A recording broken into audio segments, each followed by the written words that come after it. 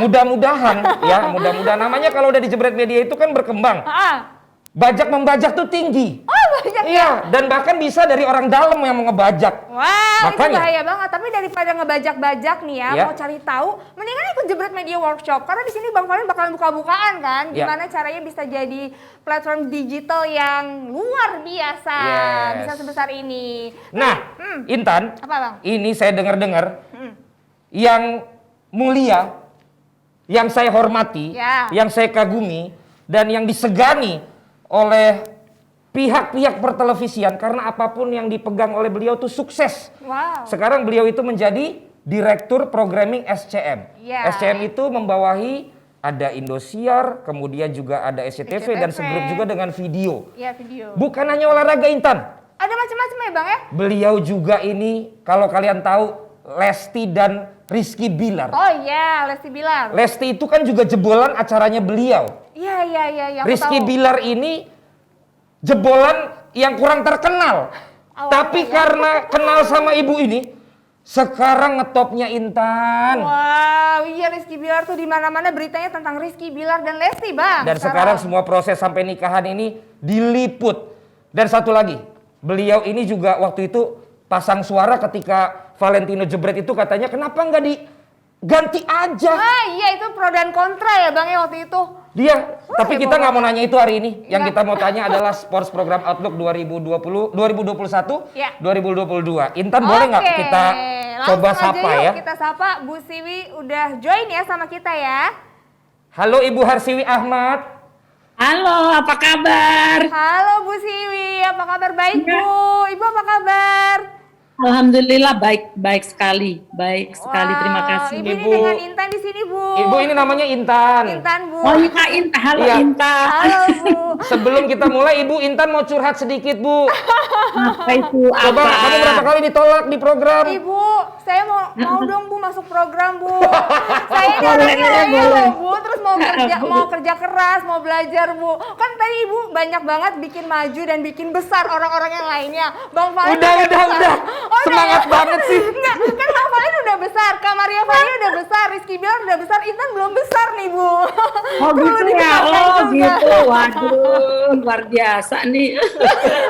Iya, Ibu Harsiwi kami senang banget dan bangga sekali Ibu boleh memberikan waktu untuk acara kami. Ini adalah sebuah workshop yang baru pertama kali kami buat Ibu. Dan senang banget gongnya itu kami memang pengennya yang membuka itu sosok-sosok seperti Ibu dan ternyata kesampaian. Jadi untuk yang pertama ini saya ngucapin terima kasih dulu ya Bu Harsiwi.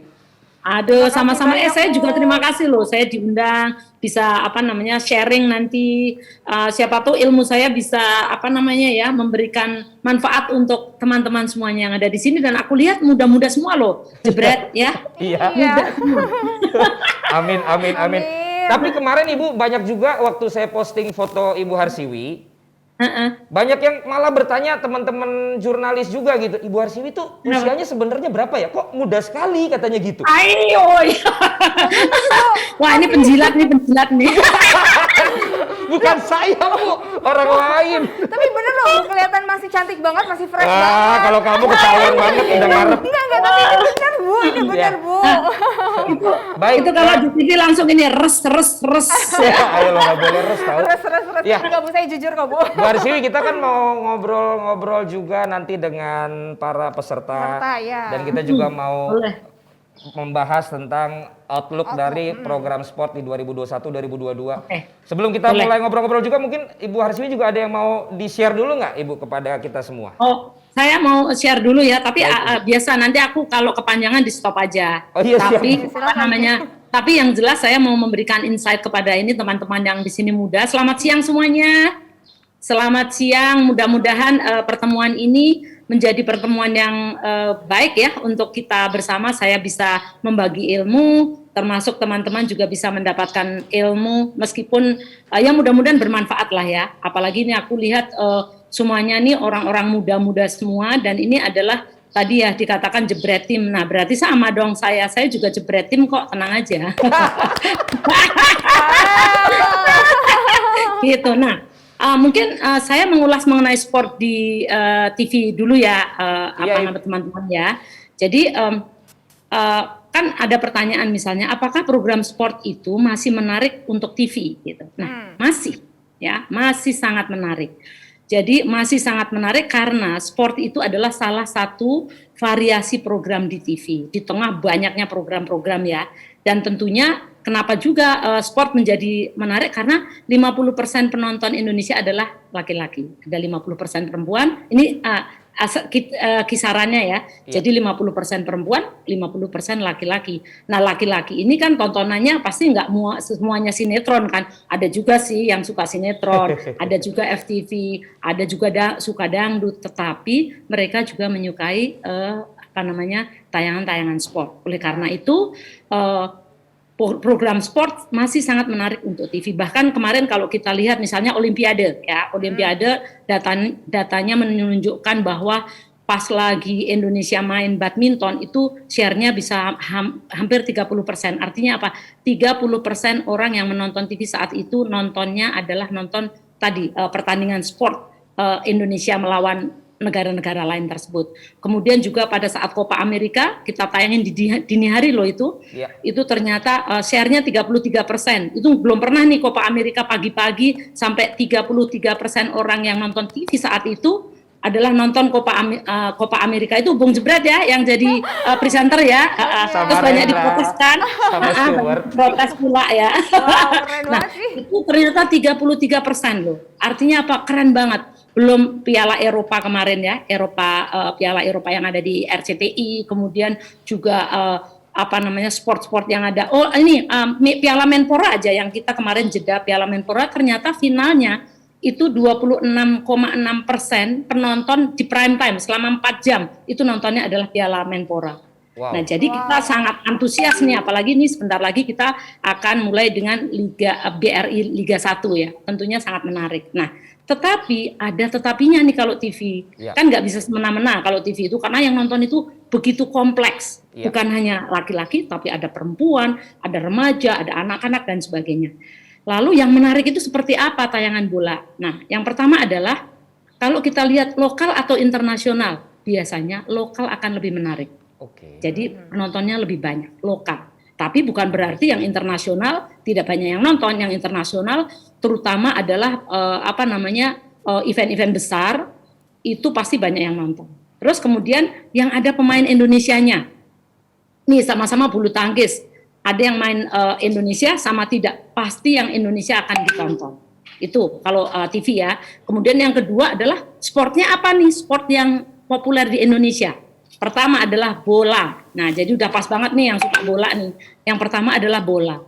Yang kedua adalah badminton. Tapi badminton pun adalah yang ada Indonesianya. Kemudian yang ketiga tinju, tapi yang kelas dunia ya. Kemudian sekarang ini mulai naik juga adalah volleyball. Volley ya. Nah, mungkin bertanya NBA. Nah, ternyata NBA atau basket itu adalah salah satu program yang segmented. Nanti akan saya jelaskan di belakang. Nah, terus aspek berikutnya lagi apa yang menarik buat di TV adalah live versus tidak live. Live itu lebih menarik daripada delay dan sebagainya. Terus kemudian yang berikutnya, yang keempat adalah pertandingan itu jauh lebih menarik daripada misalnya bentuknya jurnal, bentuknya TV magazine dan sebagainya. Terus yang lainnya adalah sangat dipengaruhi oleh juga momen ya. Jadi event-event yang besar biasanya kalau misalnya Olimpiade nih, pada saat eventnya masih ada, saya tayangkan itu pasti yang nonton lebih banyak ketimbang kayak sekarang ini saya nayangin beberapa tapi yang udah lewat itu nggak terlalu menarik buat penonton TV karena momennya sudah lewat. Terus kemudian juga bintang-bintang sangat mempengaruhi. Kenapa kemarin Copa America akhirnya pemirsanya luar biasa besar karena apa? Ada bintang-bintang di situ. Ada Messi, ada siapa lagi? Neymar. Neymar misalnya. Itu menjadikan orang Indonesia sangat suka. Terus kemudian juga klub-klub yang besar. Coba kalau misalnya kadang-kadang sama-sama bagus gitu ya, tapi klub ini ngetop banget di Indonesia. Sekarang kayaknya ya kalau Liga Inggris itu Liverpool ya, ngetop banget ya, Liverpool, Barcelona. Pokoknya saya jangan dihujat ya, saya cuma mengemukakan. Nanti saya dihujat oleh penggemar Barca, penggemar yang lain. Jadi itu itu kenyataannya di Indonesia ya. Di Indonesia kenyataannya seperti itu. Nah, itu tadi faktor-faktor yang menyebabkan tren atau pilihan seperti apa sih untuk sport yang sukses di Indonesia. Terus, nah sekarang berikutnya adalah kenapa demikian? Karena di Indonesia itu umumnya TV-nya bukan TV sport, ya kan? Bukan TV sport, tapi TV hiburan umum. Jadi kita harus memilih sangat berhati-hati. Oleh karena itu, kalau kita di TV kayak saya gini, harus memilih sport itu yang harus hati-hati, mana yang disukai banyak penonton. Nah ini kemasannya harus juga menarik supaya orang yang tidak nonton sport ikut nonton. Jadi ibu-ibu nih, jadi misalnya kayak saya tidak terlalu penggemar sport banget mungkin ya, tapi saya menonton karena apa? Ini menarik nih, ini seru, ini mewakili perasaan saya, perasaan penonton. Nah itu harus ada faktor itu. Kemudian jam tayang. Jam tayang itu adalah kalau di TV yang digantikan apa nih jam tayangnya. Berarti kalau yang digantikan seperti ini, berarti kalau dikasih sport ini harus bisa lebih bagus jumlah penontonnya. Terus yang faktor yang lain adalah TV itu adalah bisnis. Bisnis itu artinya apa? Harus ada pertimbangan harga sama pertimbangan potensi revenue. Nah, persoalan bola kan yang pertama. Nih persoalan bukan hanya bola tapi sport ya. Persoalan sport itu yang pertama adalah harga mahal. Ya. Jadi orang Indonesia itu jangan protes kebanyakan. Kalau udah free to air udah gratis masih protes mulu ya. Itu kita belinya mahal loh, itu mahal gitu. Kalau di luar negeri itu biasanya tayangan sport itu udah semuanya PTV, jadi orang itu harus bayar ya untuk nonton. Di Indonesia ini gratis tapi masih protes. Nah, itu jadi mahal pertama. Yang kedua banyak restriction ya. Jadi kalau bola, apalagi kalau bola-bola atau event-event internasional, bukan hanya bola ya, event internasional itu banyak restriction. Nggak boleh iklan di sini, nggak boleh itu, nggak boleh macam-macam gitu ya, dibatasi. Terus kemudian, padahal yang ketiga, pengiklan di Indonesia tipenya adalah justru maunya variatif, hard selling. Karena apa? Karena yang dihadapi penonton Indonesia kan edukasinya dari berbagai macam, terus kemudian berasal dari seluruh pelosok Indonesia, sehingga harus sampai, sehingga maunya macam-macam. Terus sekarang juga kita nggak bisa jualan paket gede. Kalau dulu misalnya Copa America disponsori oleh titik-titik udah cukup. Nah sekarang biasanya kecil-kecil tapi harus banyak, sehingga kita harus memberikan kompensasi lebih banyak. Terus yang kelima itu adalah event besar itu biasanya nggak panjang. Jadi misalnya cuma 2 minggu, sebulan. Bayangin kita harus beli misalnya 1 triliun itu, kalau World Cup itu malah kadang-kadang 1 triliun harganya. 1 triliun hanya untuk 1 bulan. Bayangin itu. Padahal untuk TV-TV tertentu mungkin cost-nya nggak sampai segitu gitu ya. Nah jadi mahal sekali. Kemudian nah kalau lokal ada lagi nih burden nomor 6 nih. Jadwalnya mendadak kalau di Indonesia itu. Nah itu aku nggak ngerti kenapa nggak bisa di-planning dari jauh-jauh hari. Semua event itu mendadak sehingga apa? Tidak terlalu maksimal. Tidak pasti. Terus, ya. Tidak pasti. Nah habis itu masih ada lagi Bung Jebret nih apa? Kalau lokal banyak perubahan. Perubahan ini menjadikan kita itu harus setengah mati ya ke klien dan sebagainya. Terus nah kalau asing itu adalah waktu yang tidak sesuai dengan jam-jam utama di Indonesia. Nah, kalau kita lihat misalnya Liga Inggris kan jamnya dini hari, Piala Eropa dini hari, World Cup itu tergantung negaranya di mana dini hari, Copa America udah sekeren itu pun dini hari gitu. Sehingga Olimpiade kan juga tergantung dari negara mana. Nah, karena seperti itu menjadikan potensi revenue-nya itu tidak terlalu besar gitu ya. Nah, itu adalah faktor-faktor bagaimana tayangan bola bukan bola ya, tayangan olahraga di TV gitu. Nah, tapi menurut saya tayangan sport itu memang masih sangat menarik untuk penonton Indonesia. Sekali lagi 50% penduduk Indonesia laki-laki, plus saat ini banyak juga loh perempuan-perempuan yang suka bola. Bisa jadi karena lihat Bung Jebret, bisa jadi lihat pemainnya ganteng-ganteng ya kan, pemainnya ganteng-ganteng dan sebagainya.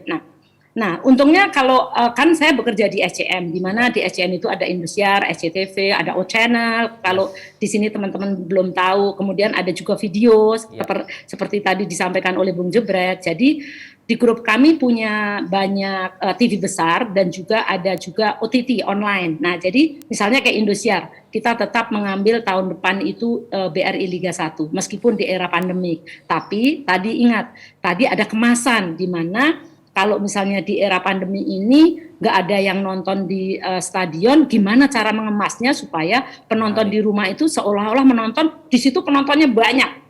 Karena penonton itu adalah bagian sangat penting dari sebuah tayangan sport. Jangan dianggap bahwa ketika orang nonton sport itu yang ditonton hanya pertandingannya, tapi termasuk ambience secara keseluruhan.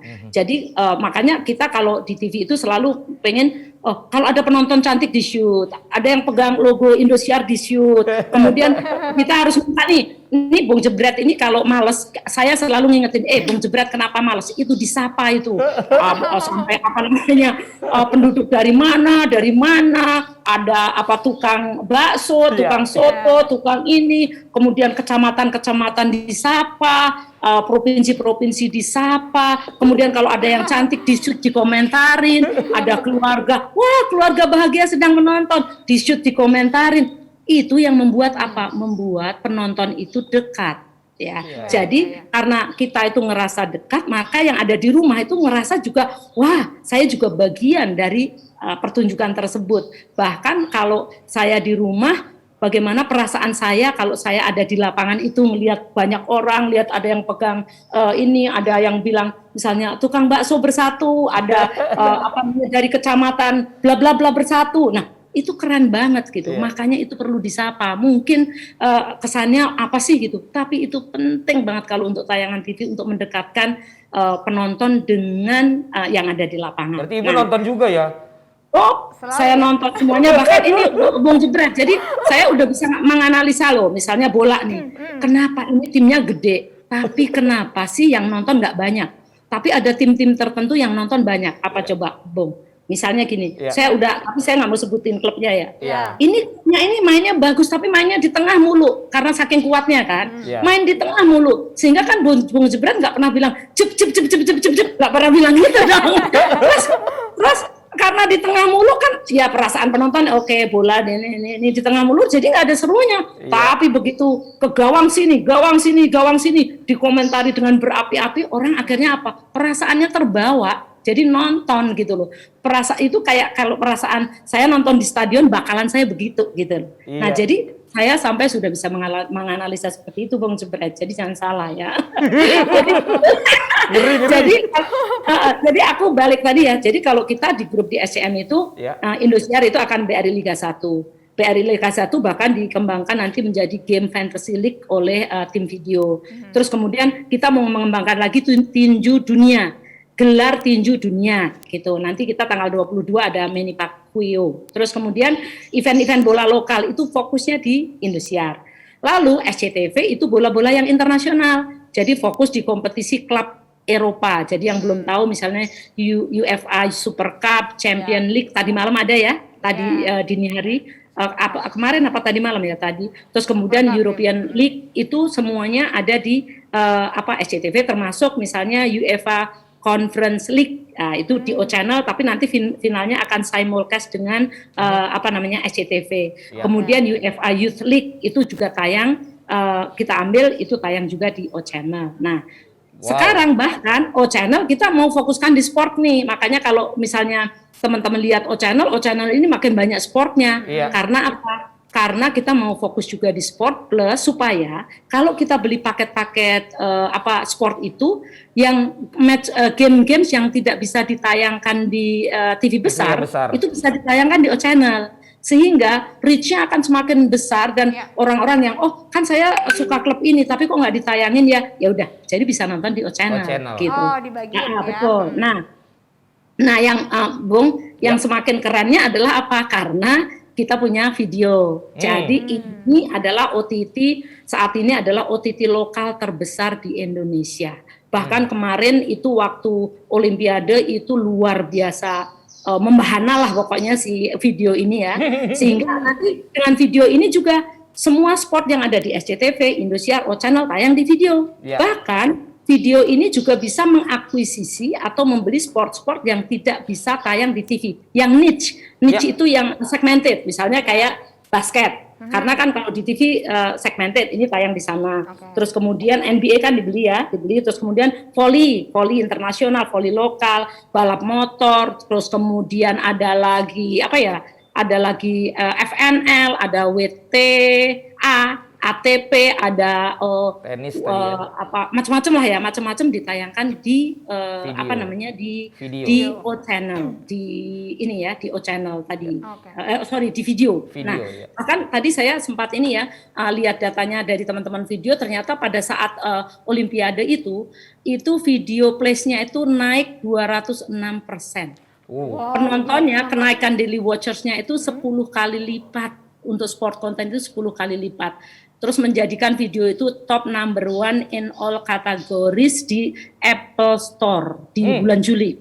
Nah, itu malah ngalahin semua ngalahin TikTok, ngalahin yang lain-lain ya. Terus kemudian number 1 OTT di Google Play, nomor 1 Twitter trending topics. Jadi pokoknya Olimpiade kemarin buat video adalah the most exciting global sport event. Jadi emang keren banget lah pokoknya ya. Terus saya juga ambasadornya tuh, Ibu. Makasih loh, Bu. Nah iya kan, jadi pas banget gitu, ya kan, pas banget. Terus, nah Olimpiade ini tadi juga kayak waktu Asian Games kan, semua orang yang gemar sport apa saja bisa nonton di video, karena video itu ada 12 kanal kan. Jadi kalau misalnya, saya mau nonton ini nih panahan, ya udah bisa. Saya mau nonton lari, mau nonton renang, itu bisa gitu. Nah keunggulannya apa? Kan orang-orang muda tuh biasanya gemar tuh nonton di video, kan, di video. Terus kemudian bisa jadi karena rebutan TV, karena TV-nya kan biasanya mamahnya, untuk istrinya, ya udah dia nonton di video. Karena kan umumnya laki-laki kan yang sport. Terus kemudian kalau di daerah-daerah yang penerimaan gambarnya tidak terlalu bagus, bisa lewat video.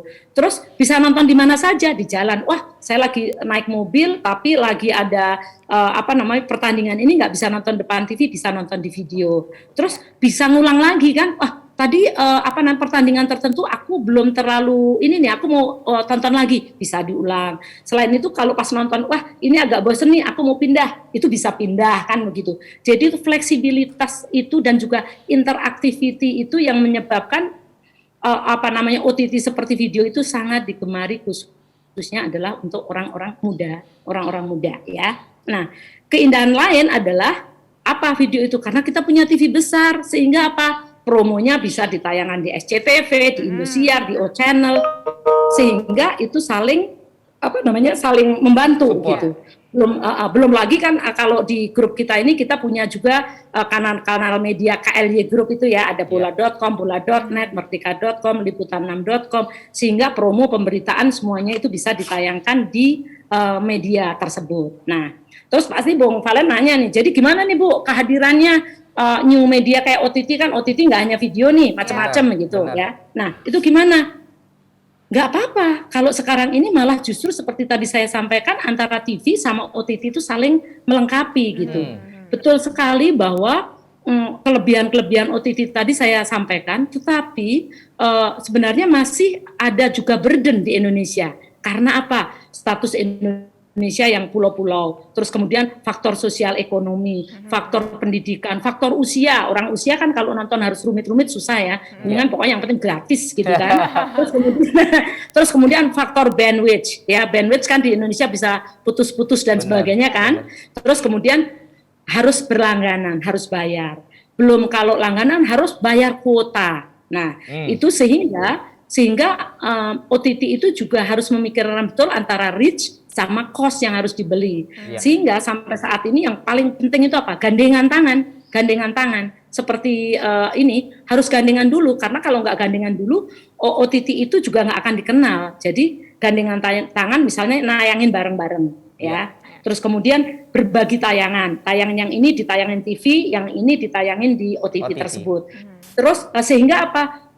Terus juga promosinya kayak video dipromosiin di SCTV, Indosiar, O Channel. Itu meningkatkan awareness orang bahwa ternyata ada video banyak banyak tayangan-tayangannya, banyak tayangan sportnya, menjadikan sport apapun yang ada di video menjadi ditonton. Nah itulah yang menjadikan perkembangannya itu menjadi sangat luar biasa, khususnya untuk video, sehingga menjadi betul-betul home of sport untuk OTT users di Indonesia, dan sekarang menjadi number one lokal OTT di Indonesia. Nah itu karena apa? Karena tadi saling bergandengan tangan, saling erat, saling membagi promosi, saling membantu promosi dan sebagainya. Dan itu juga yang menyebabkan akhirnya apa? Sport itu menjadi maju. Kalau industri sport itu menjadi maju, bukan hanya TV-nya, OTT-nya yang diuntungkan, tapi dunia sport sendiri akan sangat diuntungkan. Jadi harus maju itu harus bareng-bareng gitu. Harus bareng. Kayak misalnya saya kasih gambaran aja, misalnya dunia dangdut gitu ya. Dangdut dengan adanya Liga Dangdut menjadi apa? Dangdut menjadi diterima di kelas atas dan sebagainya, sehingga apa? Sehingga ini sangat menguntungkan industri musik dangdut, sehingga industri musik dangdut berkembang menjadi banyak orang-orang kayak Lesti dan sebagainya, lapangan pekerjaan menjadi semakin luas, kemudian rekaman-rekaman berjalan, iklan-iklan memakai lagu dangdut, sehingga apa yang terjadi bukan hanya TV-nya yang diuntungkan, tapi industri personnya semuanya diuntungkan. Gitu kira-kira sharing dari saya, mudah-mudahan akan memberikan pandangan, wawasan untuk teman-teman semuanya. Itu Bung Jebret, terima kasih banyak. Ibu Nanti kalau ada Arsiwi, tanya-tanya jawab, aku jawab sebisa. Ibu Arsiwi itu kalau kata anak-anak sekarang namanya isinya daging semua, Bu, Iya, Bu. materinya. Betul sekali ya. Dan Jadi nanti, aku saya nggak perlu bikin ini karena semua ini ada di kepala saya, jadi saya tinggal sambung aja. Dan saya nanti tinggal izin record yang tadi, Ibu. Penjelasan dari Ibu itu sudah menjelaskan kenapa saya menyapa orang-orang di kota-kota, mengapa saya harus begini. Udah dijawab sama Ibu tadi, jadi terima kasih, Bu Arsiwi. Ya, itu yang banyak kita nggak tahu ya. Nah itu jangan salah ya, kalau Bung Jebret itu sepi, aku selalu pasti akan aku WA itu tim di lapangan. Itu ada masalah apa, itu ada problem kehidupan apa dia, kenapa dia sepi. Kita kan jadi males nih nontonnya, lemes ya, gitu kayak gitu. Iya banget Ibu Siwi, karena juga saya ngelihat di salah satu peserta kita ada Mas Ekin juga, itu juga sama yang suka negor juga. Sama. Ada Mas Ekin. Ya, Mas Ekin juga. Mas Ekin sama saya selalu bersama-sama untuk ngingetin itu. Wah, dia lebih cerewet lagi dia, lebih cerewet.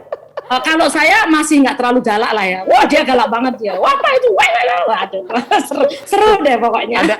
Ada Mas Gitu, Ekinnya, Bu. kira-kira. Saya sekalian tanya sedikit ke Mas Ekin ya, Bu ya. Boleh dong, boleh dong. Ya. Mas Ekin. Ini yang belum tahu, ini adalah wakil direktur programming di Indosiar. Jadi berat ini. Jadi kalau nggak ada saya, Bung Jebret, cari dia. Iya. Mas Ekin, gimana Mas? Bu Siwi tadi Mas Ekin. Iya. Ya itu suhunya. Mas Jebret. Suhu semua TV ya Mbak Siwi. Halo. Semuanya udah dipaparin satu aliran ya Mas ya. Kalau sampai ke kita sebagai sportcaster itu juga karena ada masukan, ada input yang juga dilakukan untuk mengemas program ya Mas Ekin ya. Karena ada pertimbangan-pertimbangan ya. Iya. Tapi gini, aku tambahin Ya, gini. Iya, Bu. Apa di antara di sini ini ada yang suka makan bubur diaduk? Saya. Ada yang suka makan bubur tidak diaduk? Saya. Pas Nah, banget. ini dua orang berbeda kan pertanyaan saya. Yang diaduk sama yang tidak diaduk lebih keren mana? Sama aja kan? Sama kan? Sama. Jadi enak. kalau misalnya sama dong, sama. Dan yang diaduk sama tidak diaduk nggak boleh saling membenci, karena itu is a matter of selera, ya kan? Is a matter of selera. Begitu juga Bung Jebret. Bung Jebret membawakan acara seperti itu ya bagaikan bubur diaduk. Jadi kalau yang sepi-sepi itu yang tidak diaduk, ya kan? Kan tidak ada yang lebih bagus. Itu adalah perbedaan selera. Nah, saya sebagai orang TV harus bisa membaca mana selera yang majority, yang mayoritas penonton.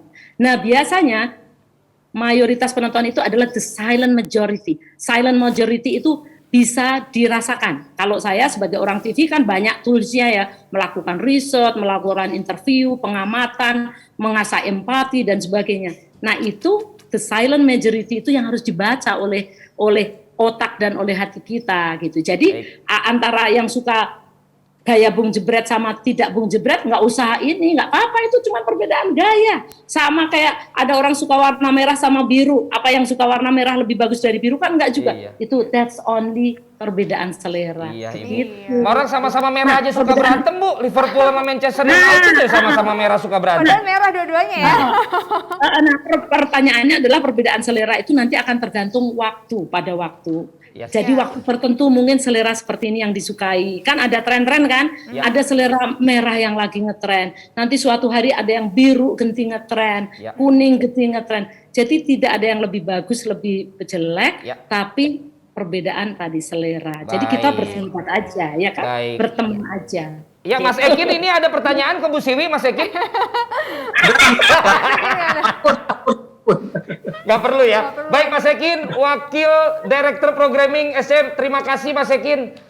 Makasih Mas Ekin udah gabung. Ya, Makasih, sukses ya. terima kasih Mas Ekin. Kita lanjut lagi Mas Ekin ya untuk pertanyaan-pertanyaan ke Bu Arsiwi ya, Bu. Ya boleh, siap. Mungkin sebelum penanya sambil disiapin yang raise hand, Intan ada pertanyaan dari apa yang Iya. disampaikan oleh Ibu Arsiwi? Bu Siwi, aku mau nanya dulu. Tadi kan Bu Siwi bilang banyak Iya. banget pertimbangan-pertimbangan termasuk selera dari pemirsa. Nah, untuk TV Sport Outlook di 2021 ini, Bu, yang masih diminatin oleh pemirsa tuh kayak gimana, Bu? Pinter bener pertanyaan. Yang masih ini diminati ya. oleh pemirsa tuh yang seperti apa? Apakah yang rame-rame seperti Bang Valen? Oh, Atau yang gitu. seperti apa Nah. nih, Bu? Yang Nah, masih itu diminati di tahun dia. ini? Tadi saya sebenarnya udah sampaikan kan itu adalah selera, ya kan, Ya. selera. Nah, yang sekarang seperti apa nih? Nah, tapi orang itu dengan adanya sosial media dan segala macam kan orang bisa ngomong apa aja. Ya. Tapi sebagai orang TV saya selalu membaca the silent majority. The silent majority itu belum tentu dia ngomong di sosial media, belum tentu ngomong di di apapun, tetapi itu adalah mayoritas penonton di Indonesia itu maunya seperti apa. Jadi seperti itu. Nah, kalau misalnya saya masih pertahankan Bung Jebret, berarti bisa dibaca sendiri dong. Oh, berarti ini jawaban kalau Liga 1 nanti Bang Jebret Begitu. masih ada dong ya, Bu? Gitu. Jadi nggak perlu saya jelasin gamblang toh. Jadi kalau saya masih pakai Bung Jebret, itulah the silent majority. Ibu, aduh. Karena gini juga saya nonton misalnya bola di Spanyol, di Itali, terus kemudian saya nonton juga yang misalnya gaya-gaya Arab, itu kan juga beda ya, gaya yang berbeda. Dan kemudian saya paham betul bahwa kemudian terjadi perdebatan karena itu adalah perubahan kan, terjadi perubahan. Tapi perubahan yang ingin saya lakukan adalah bagaimana supaya sport ini menjadi tidak hanya disukai oleh orang yang suka sport, tapi disukai oleh orang yang nonton sinetron, orang yang nonton dangdut, orang yang tadinya enggak sama sekali ngerti bola. Saya aja udah jadi ngerti tendangan LDR loh gara-gara Bung Valen, ya enggak. Terus saya jadi antusias nonton bola, saya jadi tahu pemain-pemain bola di Indonesia dan luar negeri. Nah, itu kayak begitu, gitu loh. Yes. Jadi that's the silent majority. Tapi nggak usah kalau bahwa saya tetap sangat menghargai ya teman-teman yang lebih suka yang kalem, yang itu saya tetap menghargai itu. Tapi itu hanya perbedaan selera. Yes. Gitu. Dan saya berada di tempat yang seleranya pas nih. Jadi Pas ya? alhamdulillah. Silent apa tadi Mbak Siwi? Penting tuh. Silent majority ya. Mayoritas tapi yang diam gitu loh. Yang diam dia nggak bereaksi apa-apa tapi sebenarnya gue suka itu gitu loh. Makanya itu istilah baru, saya makasih Ibu untuk silent majority-nya. Itu sebenarnya istilah di politik kan ada silent majority itu yang nggak perlu keluar-keluar tapi gue milih ini misalnya kayak gitu. Nah itu kayak gitu. Nah memang TV itu gitu. Nah tapi untuk melihat the silent majority itu toolnya banyak kan, biasanya riset, pemirsaan, terus partisipasi, observasi dan sebagainya. Ilmunya banyak untuk melihat seperti itu. Baik, ini sudah ada penanya dari peserta kita. Ini namanya Nurido ya. Nurido Mas ya. Nur. Yes. Okay. Mas Nur. Nurido, silakan Mas Nurido. Ya, silakan. Selamat siang, Bu Arsiwi.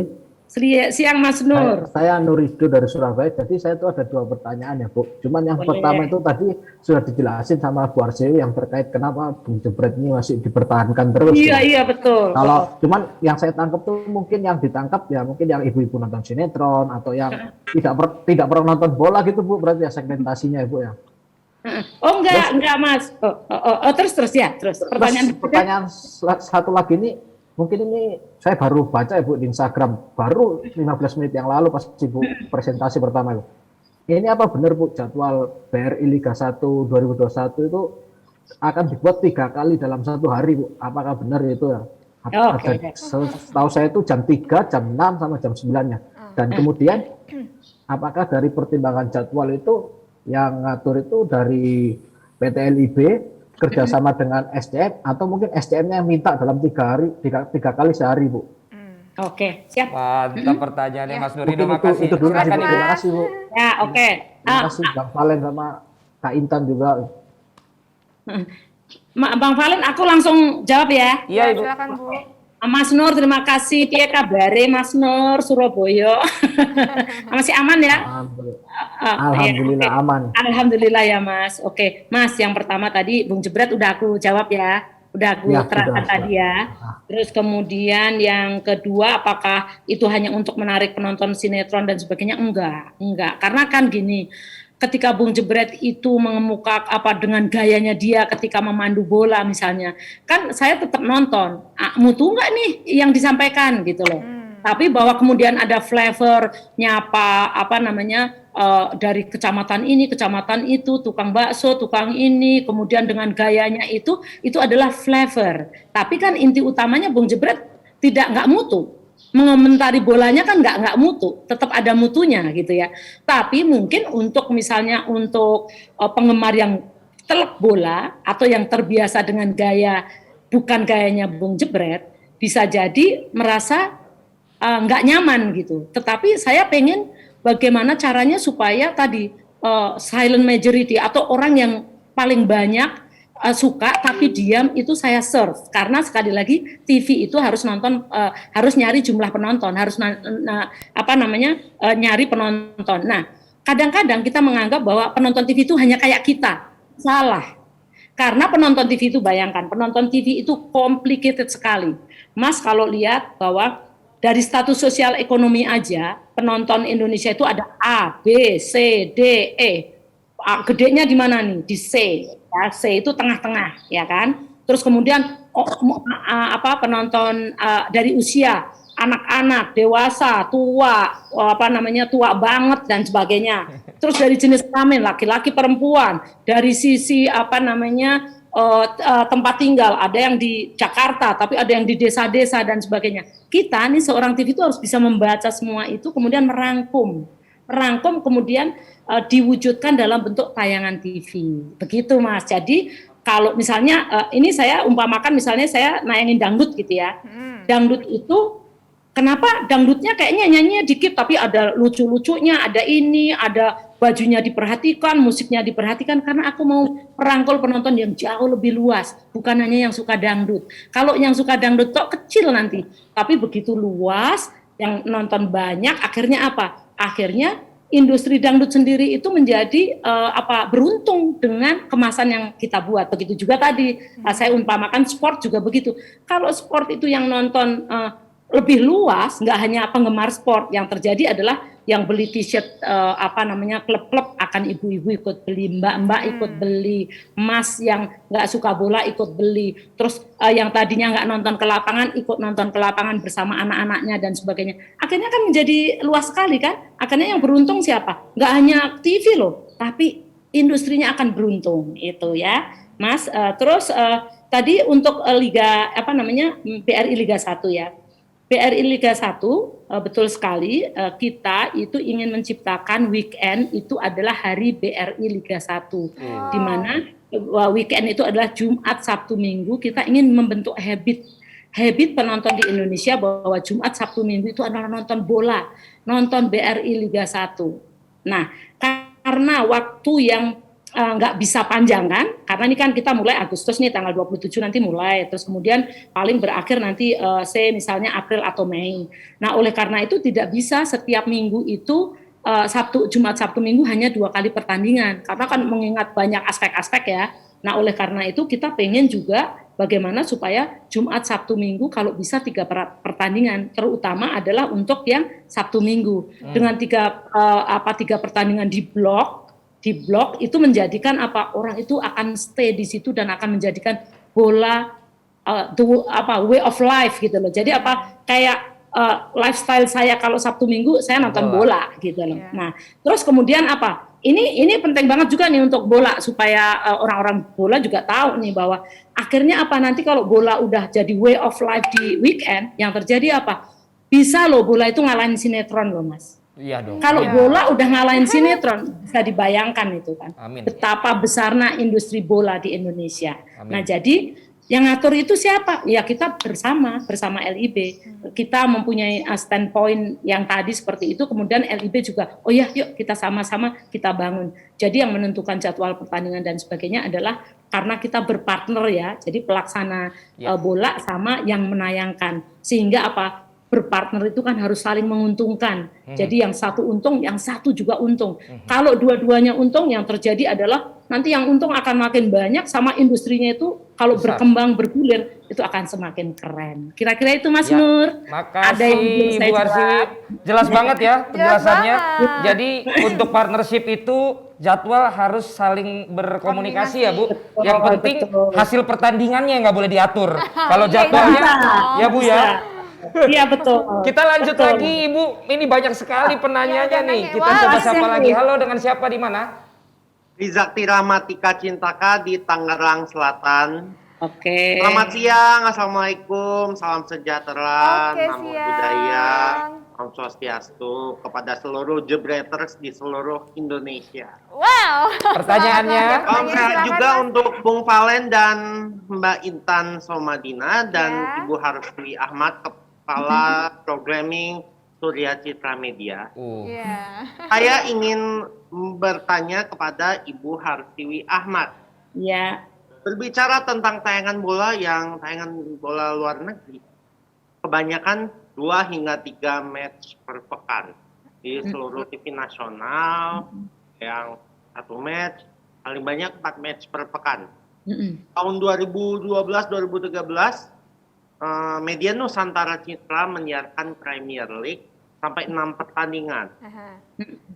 Dan 90-an pertandingan lebih banyak dibandingkan pertandingan yang ditayangkan di TV free to air yang sebanyak 1 hingga 3. Apakah ini disebut bisnis dalam broadcasting of football? Selain itu, OTT dan live streaming sangat digemari oleh milenial. Bagaimana strategi Surya Citra Media melalui video menggandeng pasar milenial? Terima kasih, selamat siang. Assalamualaikum. Terima kasih, selamat siang. Ibu Arsiwi. Langsung jawab ya, Mas. Iya, Mas silakan ya, Bu. Iya, oke.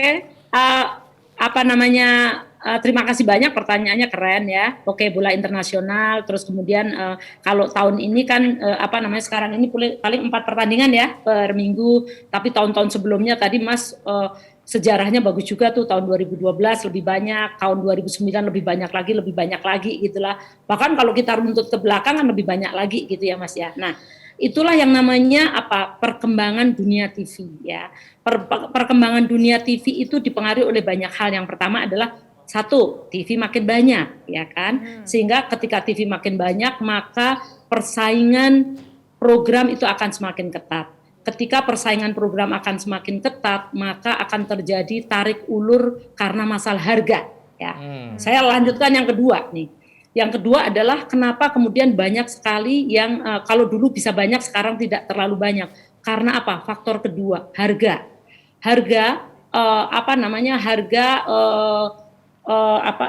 Lisensi ya, harga itu lisensi. Kita membeli lisensi itu ternyata semakin hari semakin mahal, bukan semakin murah. Karena apa? Karena kan medianya semakin banyak, kemudian platform semakin banyak, terus mungkin harga-harga atlet juga semakin banyak dan sebagainya. Mereka juga harus selalu meningkatkan keuntungan setiap tahun, sehingga harga semakin mahal. Dengan harga semakin mahal menjadikan TV-TV itu semakin selektif untuk memilih. Yang ketiga adalah revenue. Revenue itu adalah hasil iklan ya, hasil penjualan.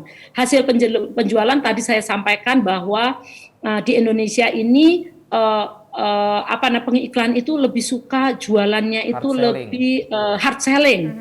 permintaannya banyak, sementara di satu sisi event-event itu mempunyai restriction itu mempunyai aturan-aturan yang ketat untuk pengiklan. Nah, itu menjadikan semakin jarang event-event bola yang kemudian kalau diambil di Indonesia itu menguntungkan untuk TV, baik dari sisi kepemirsaan karena tadi saingannya makin banyak, dari cost maupun dari revenue. Oleh karena itu sekarang ini menjadi tidak sebanyak dulu. Nah, alhamdulillah sekarang ini muncul OTT, sehingga tadi saya sambungkan sekalian ke OTT, sehingga orang-orang penggemar olahraga ini itu bisa juga menonton di OTT. Ya, menonton di OTT. Apalagi ini tadi yang Mas juga sampaikan betul sekali, tadi saya juga sampaikan juga bahwa OTT ini adalah untuk saat ini milenial itu paling yang paling terpengaruh untuk menonton OTT. Nah, tadi saya sambungkan lagi nih, bagaimana SCM sebenarnya tadi saya sudah jelaskan dari depan, bagaimana SCM mengembangkan video, itu salah satu tujuannya adalah untuk menggrab tadi, untuk melayani penonton-penonton milenial atau penonton-penonton yang memang menyukai mengkonsumsi tayangan-tayangan melalui new media, di mana new media ini kan yang tentu mereka sendiri, kemudian interaktif dan sebagainya. Nah, oleh karena itu tadi kita kembangkan bagaimana caranya SCM ini mengembangkan video dengan video ini disupport full oleh TV-TV karena reach-nya masih luar biasa, sehingga dipromosiin di SCTV, Indosiar, kemudian juga O-Channel, kemudian tayangan-tayangan sport kita beli, tapi kita bagi antara TV sama video, sehingga orang-orang yang tidak terlalu nonton pertandingan yang niche, yang segmented itu bisa ditonton di video, sehingga satu kesatuan SCM baik new media maupun TV konvensional ini bersatu sama-sama mengembangkan baik media konvensionalnya maupun new medianya. Jadi kira-kira itu Mas, sehingga tidak salah kalau tadi akhirnya video adalah menjadi nomor 1 OTT lokal di Indonesia. Yes. Ibu saya tuh nggak nyangka kalau Jebret Tim ternyata juga kritis-kritis ya, Risa. Iya ternyata ya Allah. Bu, tapi kalau boleh ini saya masih ada 3 menit, boleh nggak satu lagi Bu? Ini lagi ya, Bu? Yang mau nanya banyak tapi satu lagi terakhir ya Bu ya. Ya boleh. Oke, silakan kita. Oh ini ya. Dengan siapa, dari mana? Selamat siang Ibu Siwi, selamat siang Bang Valen dan Kak Intan. Perkenalkan nama saya Gie, Bu. Pertama-tama keren banget ya Bu. Dari tadi saya perhatiin dari awal banget sampai ke sini. Pertanyaan saya sih singkat aja Bu. Kalau tadi kita ngomongin match ya, sama seluruh match pertandingan bola ataupun olahraga lainnya. Gimana dengan yang sifatnya recap atau misalnya program seperti sport news, apakah dari tempat Ibu sendiri atau misalnya dari keseluruhan itu cukup menjual nggak sih Bu kalau di televisi ketika membicarakan langsung di whole package ketimbang misalnya yang pertandingan. Kalau pertandingan kan sudah pasti punya pangsa pasar yang jauh lebih besar, tapi kalau kita bicara soal sport news sendiri, apa masih punya pangsa pasarnya terutama di FTA Bu? Sekian Bu, terima kasih. Oke, Ibu Arsiwi itu bekas Taman Mini sama Studio Is Bu, itu orang TV. Oh gitu, bekas Taman Mini ya. Taman Mini sama Studio Isnya yang sekarang jadi komisaris. Oh gitu, iya. Silakan Bu. Oke Mbak. Oke, yang pertama adalah memang kalau penonton TV itu seperti tadi saya sampaikan, penontonnya itu luas sekali ya. Jadi memang pertandingan-pertandingan udah pasti jauh lebih disukai daripada tadi news, recap, jurnal dan sebagainya. Tapi bukan berarti bahwa news, recap, jurnal dan sebagainya itu nggak ada yang nonton. Tetap ada yang nonton, tapi memang limited. Atau kalau dalam TV itu niche, segmented. Adalah orang-orang yang memang penggemar bola, penggemar sport, atau yang memang pengen mengikuti terus-menerus berita-beritanya dan pengen tahu lebih detail berita-berita mengenai sport tersebut. Itu saja. Jadi kalau penonton awam, penonton TV pada umumnya memang tidak terlalu tertarik gitu. Tapi kalau menurut saya ini apakah punya value ekonomi? Ya, punya value ekonomi khususnya untuk TV-TV yang menayangkan sport dan juga TV-TV news ya. Karena biasanya program-program seperti ini kan cost-nya tidak terlalu mahal. Sehingga justru dengan tidak terlalu mahal, satu tidak terlalu mahal, dua memang kadang-kadang dibutuhkan program seperti ini untuk mengeko itu apa ya? Mengikuti gaungnya dari match tadi, mengikuti gaungnya dari match tadi, sehingga apa? Sehingga ini kalau secara ekonomi bisa jualannya dipaketin sama matchnya. Nah, terus apalagi tadi kalau dengan cost yang tidak terlalu tinggi, sehingga program ini juga bisa program yang secara ekonomi menguntungkan, meskipun tadi secara kepemirsaan tidak terlalu tinggi untuk TV, FTA. Tapi kalau kayak OTT gitu ya tetap ada yang nonton, karena kan yang nonton OTT, misalnya saya langganan OTT mau nonton sport, kan memang saya pengen tahu overall tentang sport. Jadi itu tetap bisa. Gitu Mbak. Kira-kira Ibu Harsiwi, ini aduh, mudah-mudahan Ibu nanti kita ngadain begini lagi, Ibu masih berkenan kalau ada waktu ya Bu ya. Boleh, bisa. Ini tuh ya. kemarin tuh udah mau ngontek Pak Hermawan Bu ke video juga. Nanti mudah-mudahan selanjutnya bisa kolaborasi sama video. Siap. Oke, sip kalau begitu. Ibu Harsiwi, Cep dan juga Intan mengucapkan terima kasih. Ada closing speech Bu yang mau disampaikan ke pemirsa kita juga. Ini aja. Saya ingin saya sampaikan adalah bahwa tayangan sport di Indonesia itu masih sangat diminati dan tak cuman tadi tergantung bagaimana cara kita mengemas dan menyajikannya, tetapi yang jelas bahwa di era pandemi ini TV pasti mempunyai cara bagaimana tayangan sport itu tetap menarik meskipun tanpa penonton, dan buktinya memang menarik ya. Olimpiade menarik, Liga 1 BRI Liga 1 menarik, dan kemudian kita juga mengharap bagaimana industri olahraga ini menjadi industri yang hiburan yang besar gitu, sebesar dan menurut saya sudah sangat besar ya di luar negeri. Nah, sekarang tinggal bagaimana menjadikan ini industri yang besar, sehingga kalau industrinya besar, maka perekonomian dari sport ini yang digerakkan akan sangat banyak sekali. Termasuk teman-teman jebretin yang ada di sini yang tadi mau ngelamar jadi presenter, ngelamar jadi YouTuber, jadi ini kan berarti mempunyai lapangan pekerjaan yang sangat luas. Gitu jadi semangat, pokoknya salam olahraga dari saya. Terima kasih Ibu Harsiwi Ahmad, Direktur Programming SCM, waktunya. Terima kasih insight-nya, dagingnya semua. Sampai ketemu lagi. Sehat terus ya Bu. Sehat terus ya Bu.